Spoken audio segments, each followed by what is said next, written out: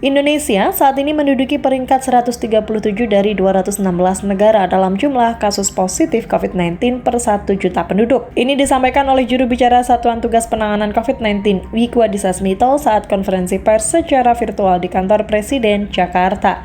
Angka ini diambil dari perbandingan jumlah penduduk. Jumlah kasus di Indonesia lebih sedikit dari 78 negara lainnya di dunia. Untuk kasus kematian di Indonesia menduduki peringkat 102 dari 216 negara di dunia. Indonesia memiliki kematian 41 per 1 juta penduduk. Sementara untuk tingkat kesembuhan Indonesia menduduki peringkat 19 dari 216 negara. Angka kesembuhan mencapai 232.593 orang. Dunia. Indonesia saat ini menduduki peringkat 137 dari 216 negara dengan jumlah kasus sebesar 1.120 per 1 juta penduduk. Ini adalah peringkat yang cukup baik, artinya jika dibandingkan dengan jumlah penduduk, jumlah kasus di Indonesia masih lebih sedikit dari 78 negara lainnya di dunia. Selanjutnya, Indonesia menduduki peringkat 102 dari 216 negara dengan jumlah kematian 41 per 1 juta penduduk. Meskipun ini adalah peringkat yang cukup baik, namun satu kematian saja itu bernilai nyawa. Jangan menganggap enteng kematian dan harus betul-betul kita tekan hingga tidak ada lagi kematian akibat COVID-19 di Indonesia.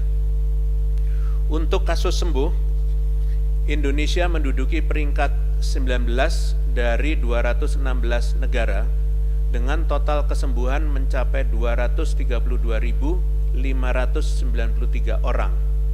Kesembuhan ini harus terus kita tingkatkan. Jangan berpuas diri dengan peringkat yang baik. Jika dilihat dari jumlah pemeriksaan di Indonesia, pada pekan pertama bulan Oktober ini, Indonesia telah mencapai 70,13% dari target WHO.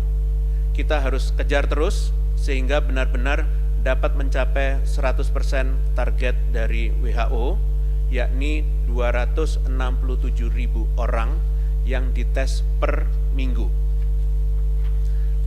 Hal yang menjadi tantangan adalah positivity rate atau tingkat positif.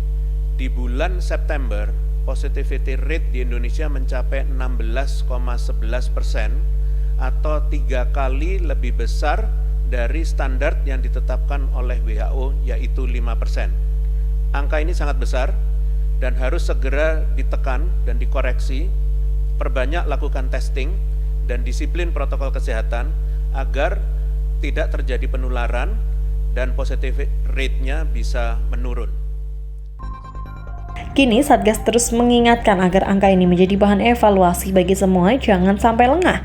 Kemudian malah berkontribusi terhadap peningkatan kasus maupun jumlah kematian akibat COVID-19.